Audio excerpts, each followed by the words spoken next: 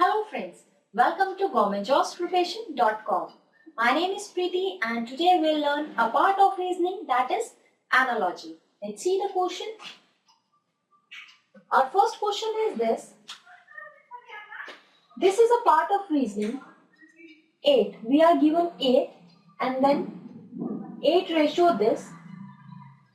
ये साइन जो है ये रिप्रेजेंट करता है जिस तरह से हमने इस पोर्शन को सॉल्व किया है, लाइकवाइज हम इस पोर्शन को सॉल्व करेंगे. कैसे? Let's see. 8 और 504 में हमें रिलेशन बनाना है. पहले किस तरह से रिलेशन बन सकता है? सबसे पहले इस तरह के क्वेश्चंस में हम चेक करेंगे कि कहीं कोई किसी का स्क्वायर या फिर कोई किसी का क्यूब तो नहीं है. यहाँ हम देखेंगे 8 और 504 के बीच में जो रिलेशन हम देख सकते हैं, अगर मैं 8 का क्यूब कर दूं तो मुझे क्या मिलेगा? 512. और इस 512 में से मुझे 504 लाने के लिए 8 माइनस करना पड़ेगा, तब मुझे क्या मिल जाएगा? 504. यानी कि इसी के ही क्यूब में से 8 के क्यूब में से मुझे 8 ही माइनस करके 504 मिल रहा है. तो एक बार ट्राई करते हैं. तो उसी तरह से मुझे क्या करना पड़ेगा? 6 के क्यूब में से मुझे 6 माइनस करना पड़ेगा, यानी कि 216 में से मुझे 6 माइनस करना पड़ेगा और तब मुझे क्या मिलेगा? 210. तो 210 मेरा यहाँ पर आंसर आ जाएगा. ठीक है. नेक्स्ट क्वेश्चन में देखते हैं कि मुझे 97 और 126 में ऐसा क्या रिलेशन है. जैसा रिलेशन मैं इस इक्वेशन में बनाऊंगी, इस पार्ट में बनाऊंगी, वैसा ही रिलेशन मुझे यहाँ पर बनाना पड़ेगा. अब मैं देखती हूँ, अगर मैं 9 इंटू 7 करूँ, 9 इंटू 7 तो मुझे क्या मिला? 63. और अगर मैं 63 का डबल कर देती हूँ तब मुझे क्या मिलता है? 126. तो उसी तरह से मुझे यहाँ सॉल्व करना पड़ेगा. 8 इंटू 3 कितना मिला मुझे? 24. और मुझे 24 का डबल करना पड़ेगा, तब जाके मुझे क्या मिलेगा? 48. तो मेरा आंसर क्या आ जाएगा? 48. थर्ड पार्ट में देखते हैं. अब 24 और 217 में मुझे रिलेशन बनाना है. अब मैं देख सकती हूँ कि 24 किसी स्क्वायर के आसपास है. अगर मैं 5 का स्क्वायर लिखती हूँ तो मुझे क्या मिलता है? 25. 25 में से 1 माइनस करती हूँ तो मुझे मिलता है 24.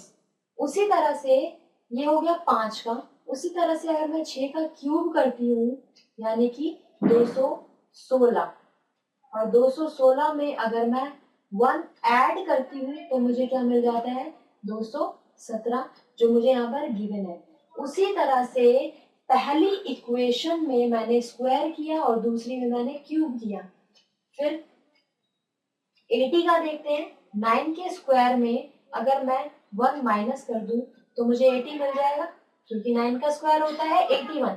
81 में से मैंने 1 माइनस किया तो मुझे 80 मिल गया. यहाँ भी हमने स्क्वायर किया था, और जब स्क्वायर किया था तो हमने -1 किया. यहाँ भी हमने स्क्वायर किया तो -1 किया. तो यहाँ पर क्या करना पड़ेगा मुझे? 5 और 6 के बीच में कितना गैप है? 1 का गैप है. यहाँ मुझे मैंने 5 के बाद 6 का क्यूब किया, तो 9 के बाद अब यहाँ किसका क्यूब करूंगी? 10 का क्यूब करूंगी. 10 का क्यूब क्या मिलेगा मुझे? 1000. यहाँ उसने 1 ऐड किया है क्यूब वाले में, तो मैं भी क्या कर दूंगी? इसमें 1 ऐड कर दूंगी और मुझे क्या मिल जाएगा? 1001. तो 1001 मेरा क्या हो जाएगा? आंसर हो जाएगा. राइट. उसके बाद फोर्थ पार्ट पे चलते हैं. 69 और 15 के बीच में रिलेशन बनाना है. तो किसी का स्क्वायर भी नहीं नजर आ रहा, किसी का क्यूब भी नजर नहीं आ रहा.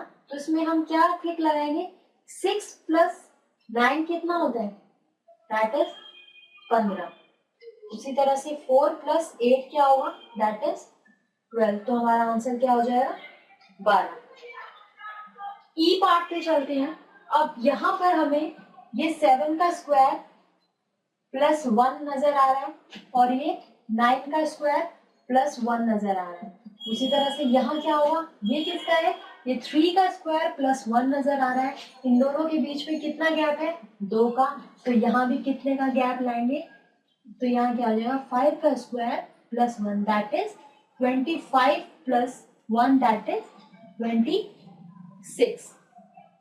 F पार्ट है 83 और 1 to 1 में रिलेशन बनाना है। यहाँ हम देखेंगे 8 plus 3 कितना होता है 11 और 121 11 का क्या है स्क्वायर है।